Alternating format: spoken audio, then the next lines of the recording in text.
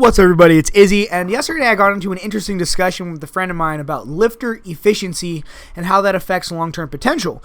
But anyways, what ended up kind of being more interesting was a sidebar to the conversation where we were discussing how sometimes you would see what you might consider oddities where on paper someone has really poor leverages for a particular movement.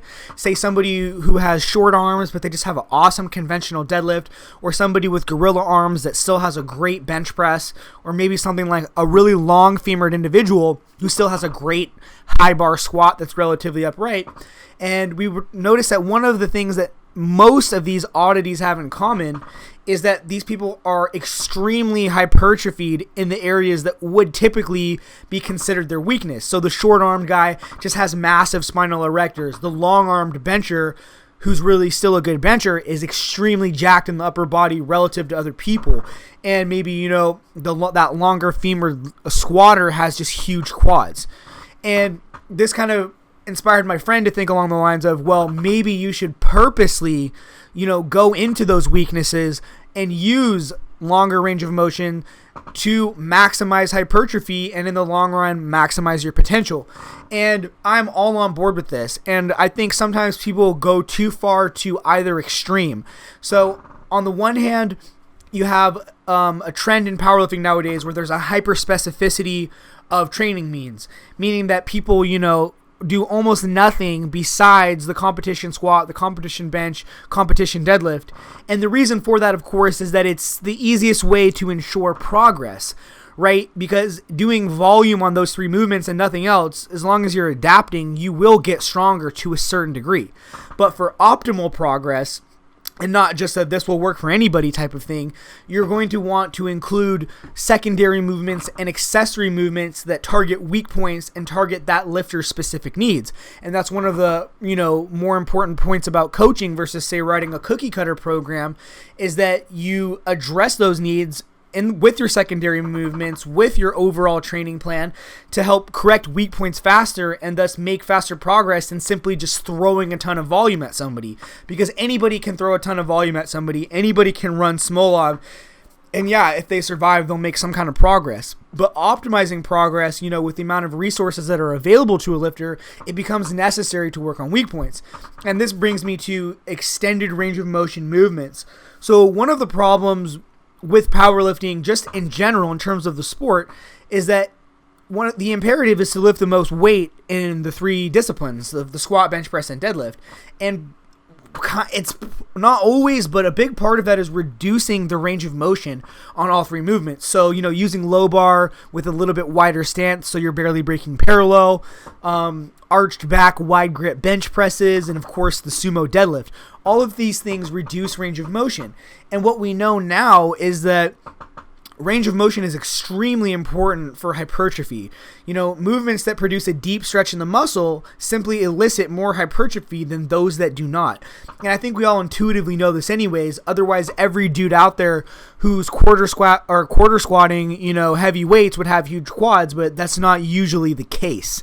So what this brings to mind for me, at least, is you need to think about including extended range of motion movements alongside the competition movements. So again, you don't want to go crazy and completely eliminate the competition movements, because that is the means of training for your sport. You need to practice the skills that you'll actually use in the sport itself. So you need to practice competition technique, refine competition movement. Now, let's think about it. For a given individual, right? Somebody who has fixed qualities. Now, we all know that there's a million different reasons that some people are stronger than others that don't come down to purely hypertrophy, right? There's attachment points of muscles, tendon and ligament thickness and strength. There's muscle fiber types and all of these other potential reasons why somebody might be stronger than another outside of hypertrophy. But for a given individual where all of those things are pretty much fixed, on the long run, you can really only get better by having more efficient technique, improving your neural efficiency, and getting bigger. And there's a limit to how much you can improve your technique, and there's a limit to how trained you can become on certain movements. So in the long run, one of the only pathways, if not the only pathway to consistent progress, is to get bigger. And again, we go back to this point where the sport of powerlifting, the imperative is to lift the most amount of weight. And in so doing, you end up reducing the range of motion on your primary training means of the squat, bench, and the deadlift. So including extended range of motion accessory and secondary work, such as, say dumbbell bench press, flat back bench press, inclines.